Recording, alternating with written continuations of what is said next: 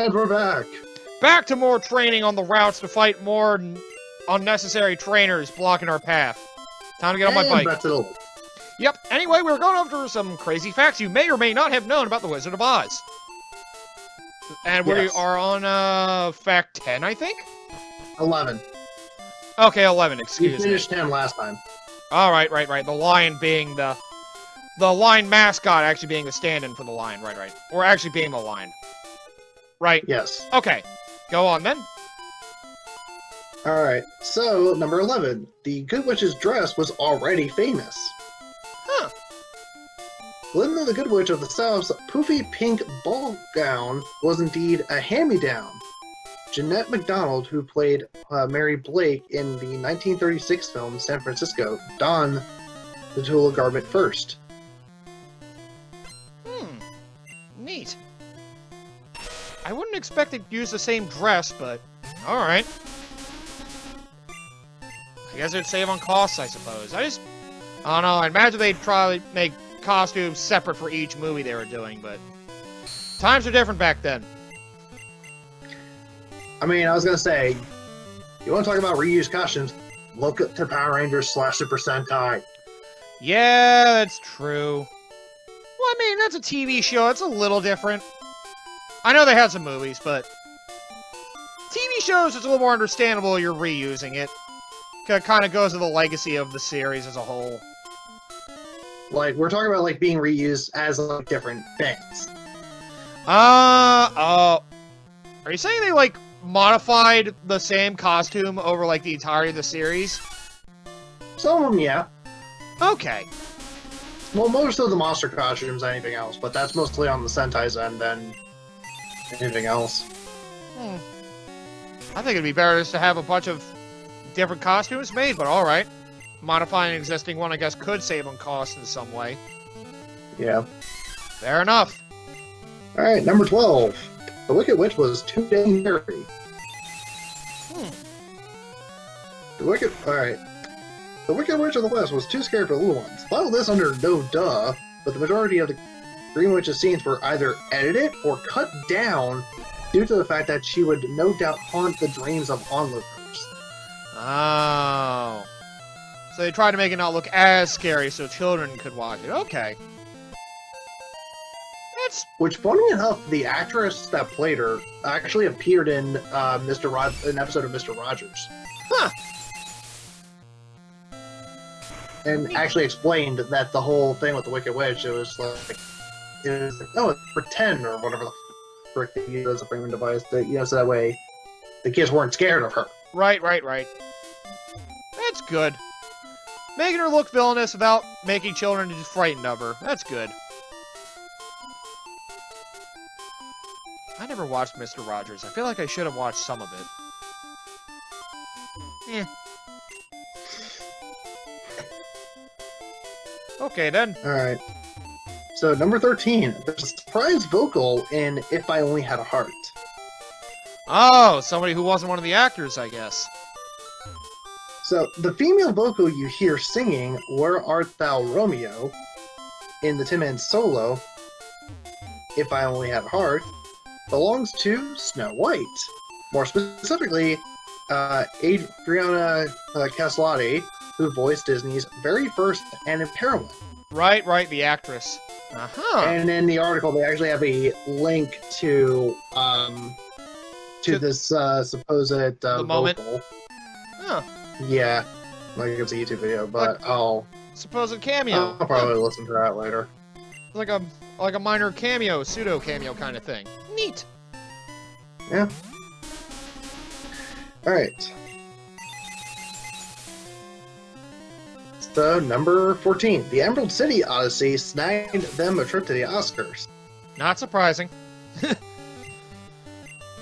Like, The Wizard of Oz was nominated for a grand total of 6 Academy Awards, including Best Picture and Best Cinematography. Not surprising. It won 2, but alas, it lost the top prize to the Naveen Lay and Clark Gable's antebellum wartime romance Gone with the Wind. Oh! Well, that's a tough one to beat. Didn't they change Gone with the Wind on streaming services because it's not with the times?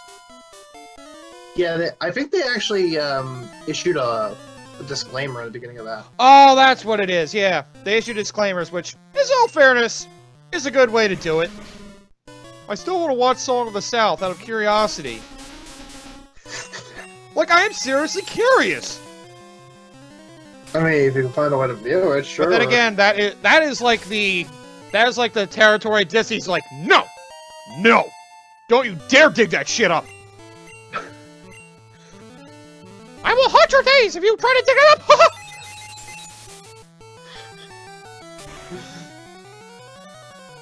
Oh god, nope, not saying what I was gonna say. Yeah, so go back to the list before I say something bad. Yeah.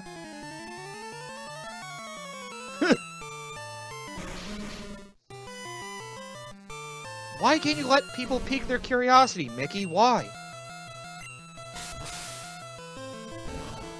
Fucking smog! What do you have, like a 50% poison rate? Fuck off! Sorry, go on. Alright, number 15. The Scarecrow wasn't a math quiz. Huh. No one said scoring a doctorate in theology would make one a mathematician. When he gets his smarts, the Scarecrow recites a mangled version of the Pythagorean theorem. Uh-huh. Right.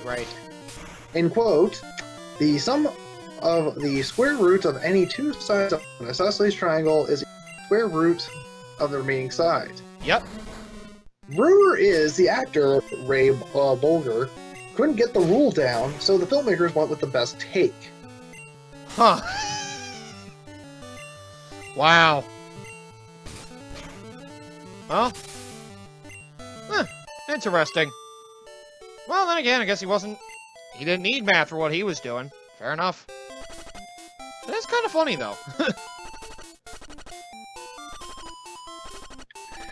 Alright, number 16. Someone stole Dorothy's red ruby slippers. That's not surprising. I wonder A pair how... of authentic ruby slippers were stolen years after the film was released. There were 4 pairs used in the film. 3 pairs have known whereabouts: the Smithsonian Institute, the Academy of Motion Pictures and Sciences, and a private collector. The 4th?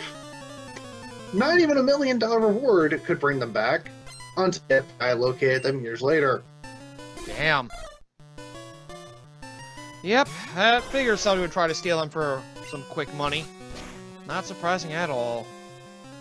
I thought I heard something about that, too. That does sound right. Yeah. Yes, everybody get stronger, please. I need you all to be near level 40.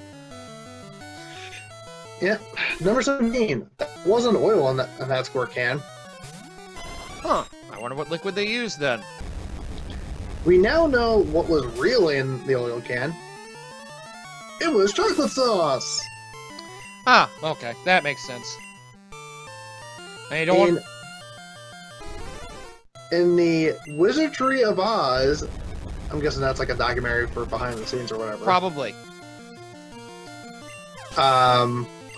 Jack Haley said the oil Bolger squirted at me to loosen up my joints was not oil, but chocolate syrup. They squirted chocolate in my face because the oil wouldn't photograph right, but chocolate will.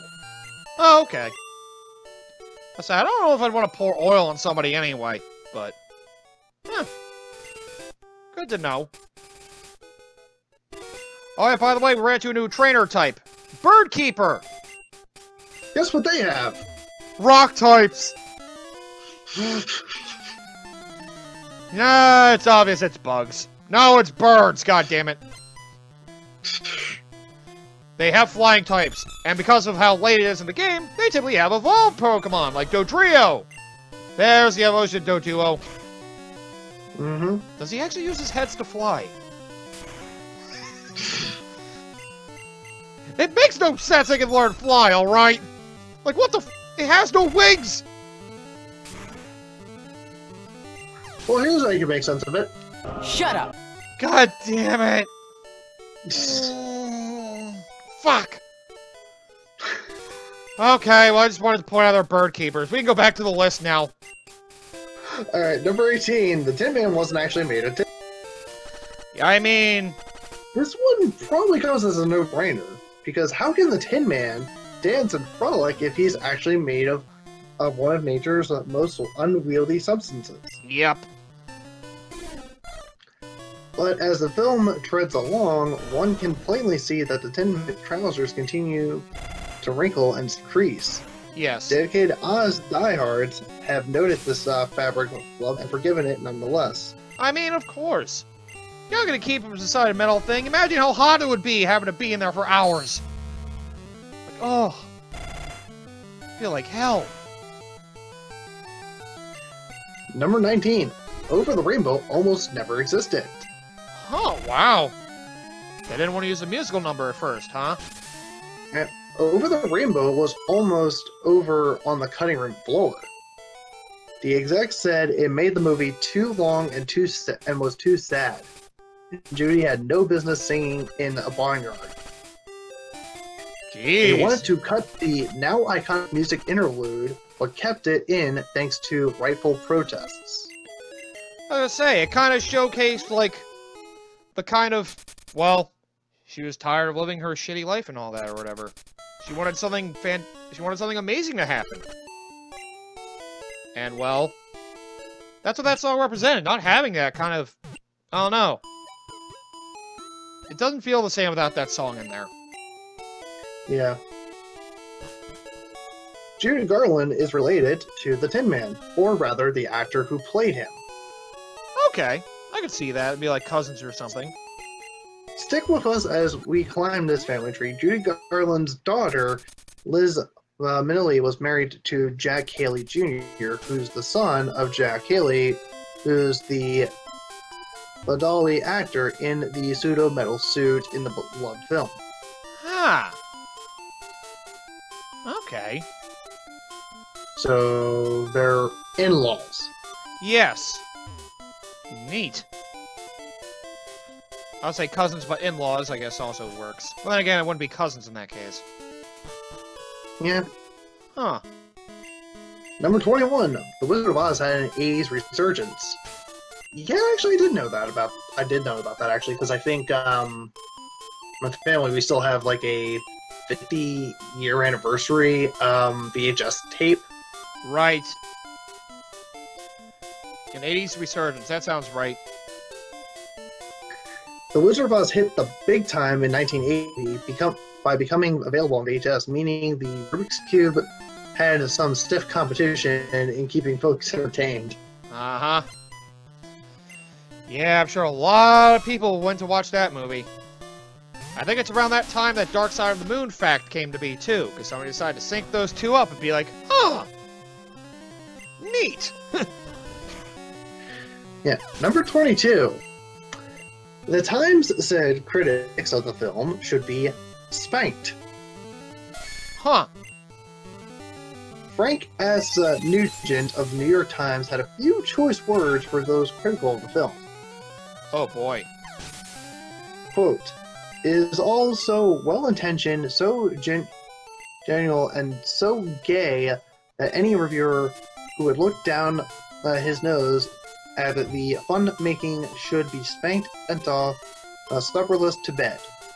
Like I said, I may not be the biggest fan of the film, but, you know, there's a lot of work that went into it. It's very colorful for what it was back in the day. Yeah, by the way, guys, in this context, gay means happy. Yes, yes. I was gonna say, I know they didn't mean, as in the other definition, they meant happy. Like, yeah. Yeah, it's got just in case you're gonna want the comments. It's got such a nice vibe to it, like, you may not, yeah. I mean, you have to appreciate it for what it is. It's a very... Yeah, today, its rating on Rotten Tomatoes resides at a super fresh 98%. I mean, yeah. May not be the most interesting story, but in regards to a movie from back in the day, it is definitely one of the highest tier ones. Like, come on, that and Gone in the Wind are all-time classics. Although Gone in the Wind is like twice as long. Yikes. Yeah. Number 23. That's not blue and white you're seeing. It's gold and black. No, Oh no. Not that Anyway. shit. God, I See, remember that's a that. variation on that shit. Yeah, That's not what it actually is. I remember that meme. Ugh. Anyway, Dorothy's pinafore apron dress in that signature gin handprint was actually checkered blue and pink. Classic Huh. white and Technicolor didn't play nice, but pink really popped. Ah. It has also been said that Judy Garland had to wear a corset under that number to achieve the shape of the 12-year-old farm girl she was portraying. No thanks. That makes sense. Right, they had to change the color so it would not clash. Okay. Alright, number 24. That's not yellow, it's Jello. Are they talking about the road? horse of a different color in Emerald City was actually done with 4 creatures. It's like, don't try this at home, but each horse was covered in a vibrant hue of Jello gelatin powder to achieve the colors of the rainbow. Wow, that's kind of cool. Man. I never realized it's just how much work they had to put into it when you couldn't do just crazy film editing or CGI or special effects back in the day. They had to do like everything from scratch to make it look like exactly what they wanted it to look like. And movie makers have it a lot easier nowadays with how far technology has gone. And number 25, Toto was actually a good girl. Ah! The dog, right. Yeah. Dorothy's good boy Toto was actually a female carrier terrier named Terry. Ah, okay.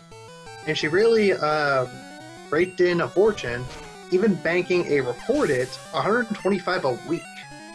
God damn! That's good money for back in the day, don't forget. What a fucking dog! Which was more than some of the Munchkins. Yeah. Wow. Fucking dog! God damn! She died in 1945 and is buried under what is now a Los Angeles freeway. Yeah, makes sense. Famous movie dogs and all that. I imagine they probably did something similar like that for dogs like Lassie and Old Yeller and all that, too. Probably. Well, actually, let me go back to inflation calculator and see how much a week would have been back then. So let's see, 1937 again. We'll It'd be a just good keep bit. the same year. I'd say that'd be like 1,500 a week. 125 a week. I'd say it'd be like 1,500 approximately. Or Or no, a lot more. $2,237.82. So, over $2,000 a week. God damn, for a fucking dog! Jesus Christ! Yep. What would the dog do with that money? Buy a big doghouse.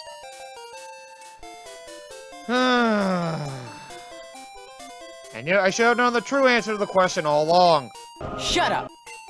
Yeah. Fuck! It's... Yep. How much time do we have left in this? Not very long, like 6 minutes maybe? Okay, because I was gonna see if I can quickly go through another list or not. Probably not, unless it was like 3 items. But yeah. Yeah, no. Yeah, I figured it was probably at least 10. So. But yeah, you guys been joining us going over trivia while we've been battling a bunch of trainers everywhere. But yeah, right now you see, with the exception of 2 evolutions, I think, this is my whole team together. Wartortle still needs to evolve. We got Exeggutor, we got Arcanine, Marowak, Jolteon, and... Shit, who's my last one? Fuck. Oh, Pidgeotto also has to evolve. Right, that's the other one. I wonder how many people actually try to go through the game focusing on only using one type. With this game, I feel like I'm sure it's possible. With this game, I imagine it'd be very hard to do. Yeah, definitely. Because it's another one of those things I imagine is a challenge. It's like, yeah, you got your Nuzlocke, whatever. How about doing a single type challenge? Or going in with only one kind of Pokemon. I would go with a bunch of Pidgeys. Never evolve them, just have a bunch of Pidgeys go and fight. I guess it'd make more sense if they're Rattatas. Oh god. Fear my Rattata Legion! Oh god. Then again, I've never understood the hype with Nuzlocke runs. I know people, I guess, love to do it because it's challenging, but that kind of gets rid of the charm of what Pokemon is. That would also bring a much more violent edge to it. Your Pokemon fainted in battle, it's dead! It has to be put down now. What? Why? I can just heal at the Pokemon Center. I'm sorry. If you're dead, you're dead. Those don't exist now. What the fuck? We had to watch this thing die? Yep, it's your fault for not training it enough. Oh, God! I mean, I don't know. I don't personally see Nuzlocke as being a big deal. I mean, the Nuzlocke in theory, like, I'm okay with, like, you know, basically using Pokemon you probably wouldn't normally use otherwise. Yeah, it allows you to actually try to use more Pokemon. It just relies on... The other restrictions, like, you know... If they faint once, like, they're gone forever. You can only get the first one you encounter on the route, or... Yeah. Or it's like... And, like, that's it. Like, you can't go back if, like, one of your Pokemon from that route died or whatever the hell it is. It's like, that just... Yep. Let's put it this way. If you have to make if you have to make yourself a challenge for a game, you know, play normally, you know, that can either mean one or two things. Either you've played the game so many times you feel like you can give yourself challenges to kind of give yourself a better edge. Which I can understand. A little bit. Or you're just a sadistic asshole. Which I can also see some people doing, yes. I mean... like, if you feel like... Okay, let's put it this way. If you feel like you need to do self-imposed challenges just to make the game more interesting because you find it too boring normally, I'm sorry, but you're playing it wrong. I've only done that with a couple games, like you're playing it for the wrong reasons, I should yeah. say. Yeah. I know one game I did it with was, Super Mario Galaxy 1. I tried to play the whole game with one hand. That was difficult. I was gonna say, how did that turn out? I did get to the end. It was painful, though. Basically, holding the Wiimote and Nunchuck in the same hand, clunkily moving around. Oh, God. It certainly made it interesting, but I wouldn't do that again. The other challenge I did was playing Skyward Sword with the opposite hand. Which, honestly, did not change as much as I thought it would. It just meant I had to be a little more coordinated with my bad hand. Which...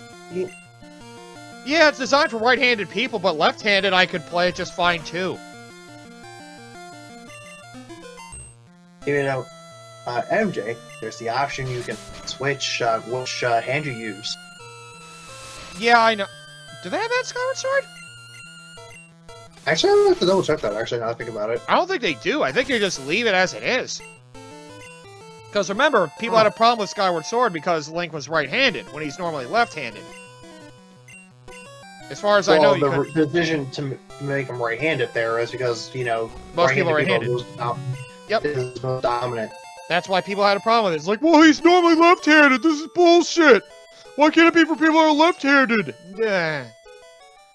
I mean, yeah, would have been nice if they had an option for left-handed players too, but I never had a problem playing it left-handed myself, and I am right-handed.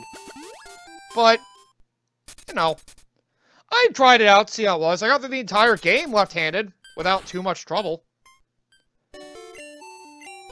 Then again, I don't know how many people want to play Skyward Sword at all with any hand. Why am I the only one who likes it? Well, the simple answer for that, MJ. Shut up! You know, they'd probably actually tell me that, now I think about it. Yeah. Oh, is that the end of the episode? I thought. Oh no, that is the end of the episode. Well, shit. Well, good time to talk about Nuzlocke, I guess, for that shit then. Okay, so come back next time and well, more trainers on the route again. Yay. I think there's 2 more episodes of that still. This is so painful. What the fuck? Oh. All right. Well, see you guys next time for more torture and trivia, I guess, or something. Take care. Yep.